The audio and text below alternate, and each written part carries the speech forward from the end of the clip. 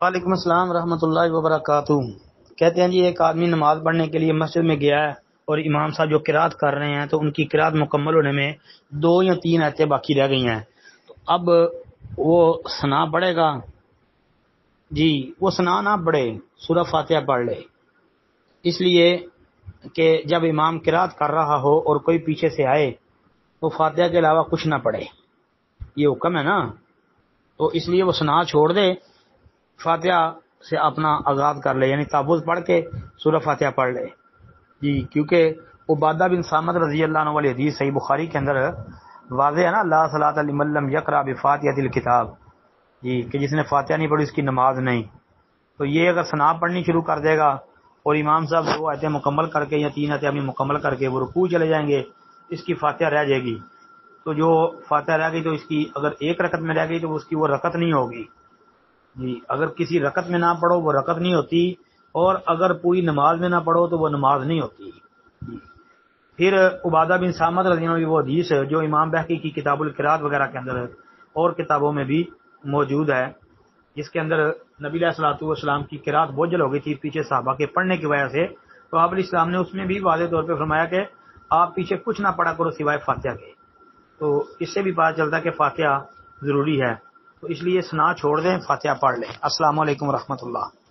وعلیکم السلام ورحمۃ اللہ وبرکاتہ۔ ایک آدمی رات کا قیام کرتا ہے اور وہ سویا ہے، اس کو جاگ ہی نہیں آئی،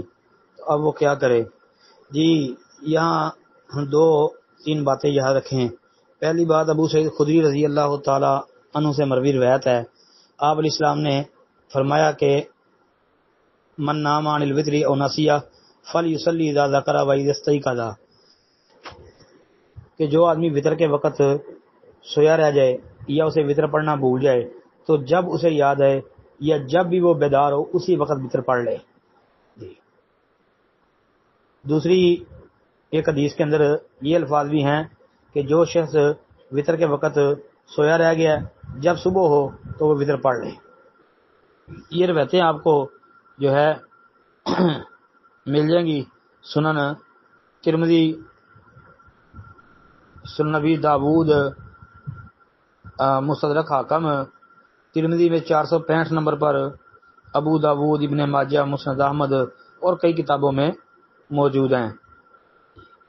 شیخ البانی نے صحیح ترمذی کے اندر اس کی تخریج کر دی ہے، جی صحیح قرار دیا ہے۔ اچھا اس کے علاوہ وہ حدیث بھی آپ سامنے رکھ لیں کہ نبی کریم صلی اللہ علیہ وآلہ وسلم سے یہ بات ثابت ہے کہ سنن دارمی کے اندر یہ روایت کتاب الصلاۃ نبی علیہ الصلوۃ والسلام کی نماز کا بیان آپ نکال لیں، اس میں آپ کو یہ حدیث ملے گی انشاءاللہ 1439 نمبر پر، کہ اللہ کے رسول علیہ الصلوۃ والسلام کے متعلق ہے کہ جب نیند یا کوئی تکلیف آپ صلی اللہ علیہ وسلم کے لیے قیام اللیل سے رکاوٹ بن جاتی، آپ قیام نہ کر پاتے، تو آپ علیہ الصلوۃ والسلام دن میں 12 رکعتیں ادا فرماتے تھے، یعنی سورج نکلنے کے بعد 12 رکعتیں بھی بندہ وہ پڑھ لے جس کی رات کی نماز رہ جائے۔ جی السلام علیکم ورحمۃ اللہ وبرکاتہ۔